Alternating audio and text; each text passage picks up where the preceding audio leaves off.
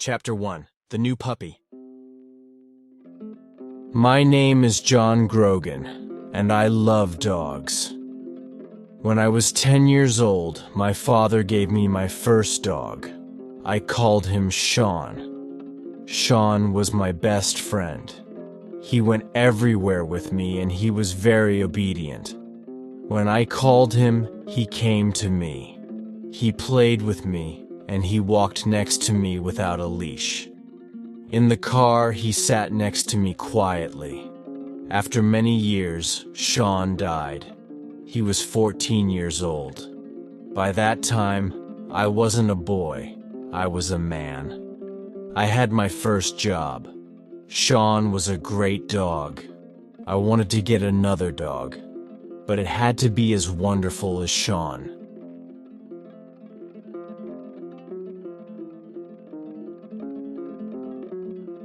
Some years later, I moved to Florida and married Jenny. Jenny and I had jobs with newspapers. We were very happy. We were young and in love, and life was wonderful. One day, I bought a plant for Jenny. It was very large, with beautiful white flowers. Jenny loved it, maybe too much. Every day she gave it water. In the end, the plant got sick and died. Some days later, I woke up early. Jenny wasn't in bed. I found her at the table with a newspaper. She had a red pen in her hand. "Jenny," I said, "what are you doing?" She showed me the newspaper. It was open at a page of ads. "Look at this, John," she said. I saw an ad with a big red line under it. Beautiful Labrador puppies, 5 weeks old. "I can't forget about that plant," Jenny said. "Why couldn't I look after a plant? I only had to give it water, but I killed it." She looked sad, but then she smiled. "I can't look after a plant, but maybe I can look after a dog. And later, maybe, I'll be ready for a baby." I thought about that. Jenny and I wanted to have children one day, but we loved dogs too. Our little house was a good place for a dog. We lived near a park and near a beach. And the house had a big yard with lots of trees. "Okay," I said. I put my arms around Jenny. "Let's get a dog." So some days later, we drove to the address in the ad. The house was in the middle of some woods. A woman came to the door, and there was a beautiful yellow Labrador with her. "I'm Lori," said the woman. "And this is Lily. She's the puppy's mother." "Where's the father?" I asked. "Oh," said Lori. "Sammy boy? He's around here somewhere." Then she said quickly, "Do you want to see the puppies?" Lori took us into a room behind the kitchen. There were a lot of newspapers on the floor, and a large box by the wall. In the box were 9 yellow puppies. "Oh!" cried Jenny. "Aren't they beautiful?" We sat on the floor with the puppies. One little puppy really liked us. He climbed up our shirts and looked into our eyes. "The puppies are $375 each," said Lori. "But you can have that puppy for $350.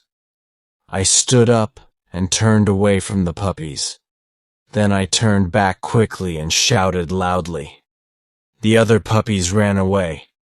But the little puppy ran to me and climbed over my shoes. "That's our puppy," Jenny laughed. I held him in front of my face. I looked at him and he looked at me. He had very large brown eyes. I gave him to Jenny, and she held him too. "I think he likes us," I said.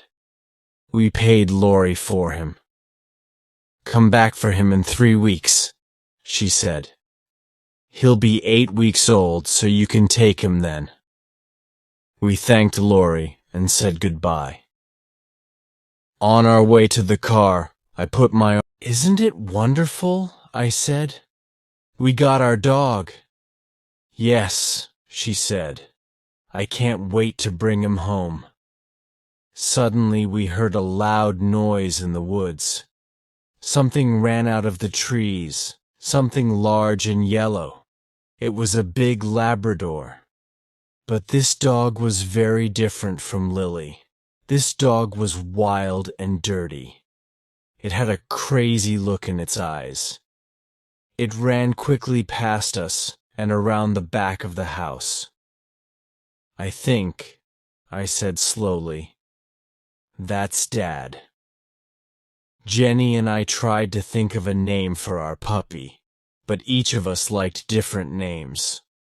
One morning, we heard a song by Bob Marley, the Jamaican singer, on the radio.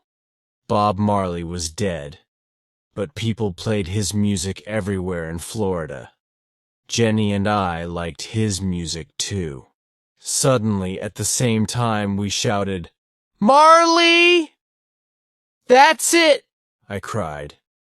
"That's his name! Marley!" Jenny smiled. Some days later, Jenny's sister called her from Boston. "We're visiting Disney World next week with the children," she said. "Would you like to come with us?" Jenny wanted to go to Disney World very much. "But I won't be here when Marley comes home," she said. "That's okay," I said. "I'll go and get Marley." A week later, Jenny left for Orlando. That evening after work, I drove to Lori's house. Marley was a very large puppy now.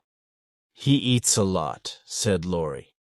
"Are you ready for your new home, Marley?" I said. I used his name for the first time, and it felt right. Marley sat next to me in the car. He tried to climb on me, but each time he fell back on the floor. In the end, he climbed up and sat on me. He wagged his tail happily. When we got home, I took off his leash. Marley began to sniff. He went around the house and sniffed everything. Then he sat back and looked at me with his large brown eyes. I could read Marley's thoughts. This place is great. But where are my brothers and sisters? I took Marley to the garage next to the house. It was a warm, dry room. "Marley," I said, "this is your room now." I put some newspapers down on the floor. I put some playthings down too. Then I put some water in a bowl and made a bed from a large box. "You're going to sleep here," I said. I put Marley into the box. He looked sadly up at me. I went back into the house and closed the door. I stood and listened. I could hear nothing. Then I heard a cry, and then another cry. The cries got louder and louder. When I opened the door again, Marley stopped crying. I petted him for some time. Then I left again and closed the door. Marley started to cry again. I was very tired, so I went to my bedroom. My bedroom wasn't near the garage, but I could hear Marley's cries. I felt sorry for him. His family wasn't there. After I got into bed, I listened to Marley's cries for half an hour. Then I got up and went back to the garage. Marley stopped crying and wagged his tail. I carried his box into my bedroom and put it on the floor next to my bed. Then I got into bed and put my hand down into the box. Some minutes later, Marley was asleep. I slept too.